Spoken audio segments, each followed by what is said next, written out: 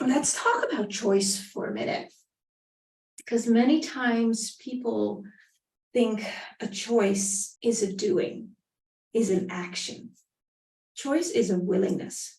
If you are choosing to not be something, if you're choosing to set a boundary, if you're choosing to be the power of you,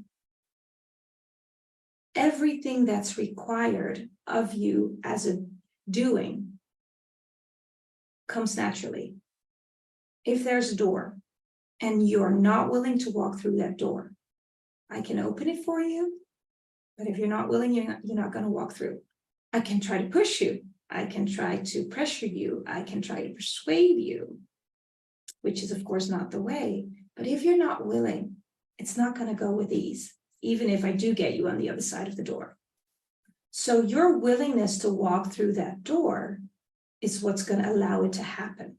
And also with everything that you think is a little bit more difficult than simply walking through a door, everything is based on that decision, on that willingness. Are you willing to be something? Are you willing to be all of you? Because when you are willing to be all of you, you're going to be shown how that's going to go. If that means shedding some parts that are not you, if that means shining lights on the parts that are still dark, you're going to be shown how to do that. You're going to be shown the steps to take. Because the thing is, you don't have to be completely ready, and you don't have to know exactly how to do it. But if you also are not willing, those steps will not be shown.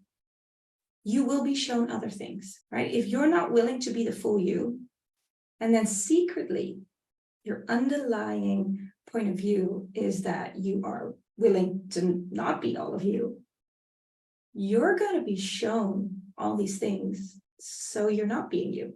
So your willingness to be something, and then knowing, because that's the thing, you have to know if you are willing or not willing. Because many, many times people think they're willing, but they're actually not. Because when you look at the energy, and you can also tell by their words and actions, but if you look at the energy and they are not willing, they're never going to get there. And they pretend that they're willing, and they say that they're willing, and they say that they're doing all the things that they think they need to do to get there. But if the willingness is not there, then there is no energetic match. So it cannot occur. It cannot happen. The laws of the universe, the quantum entanglements, it's just not going to happen. So make sure you go to that place where you can discern whether you are willing, whether you're not. The key is in that essence. The truth is in knowing whether you're willing or not willing.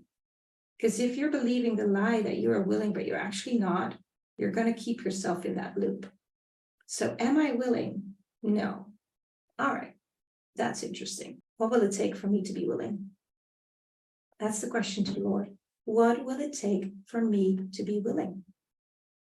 Because then you're going to be shown everything that is required for you to be willing.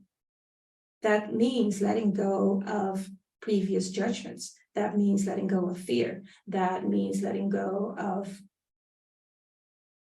people that you're holding on to, whatever it is. Sometimes we have this insanity that we think something is keeping us safe, but in fact, it's not keeping us safe. But because we have the underlying point of view that it keeps us safe, it's going to allow us to hold on to it, when actually all we have to do is let go, because it's not safe to hold on to it.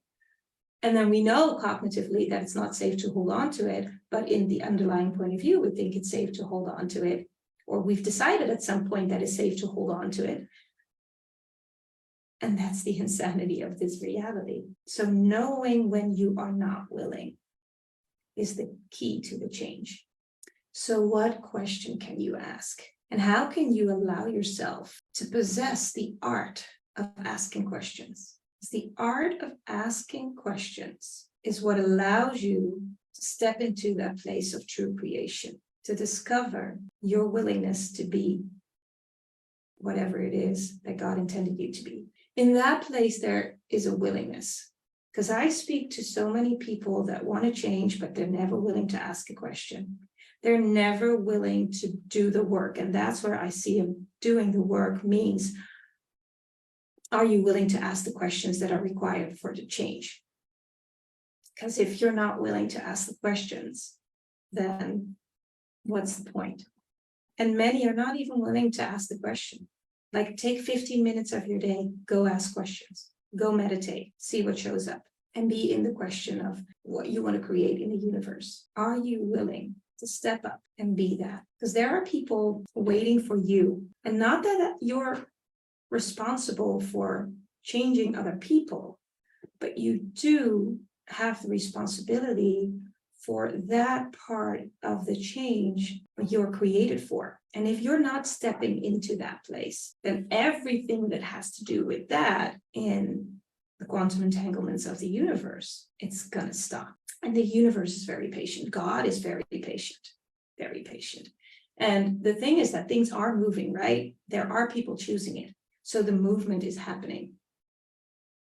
And it's on you where you're gonna be, because the ark is not waiting, right? If the flood is coming, the ark will leave. So you do have a choice, and you do still have time, but why would you wait until the last moment? Why would you not choose it now? And how stupid would it be if you discover that it just didn't happen because you weren't choosing it and you didn't know it? Especially if you know that you can find out that you didn't know, and you can change that into knowing and then changing, moving, making a choice, making a decision, having the willingness just to be willing.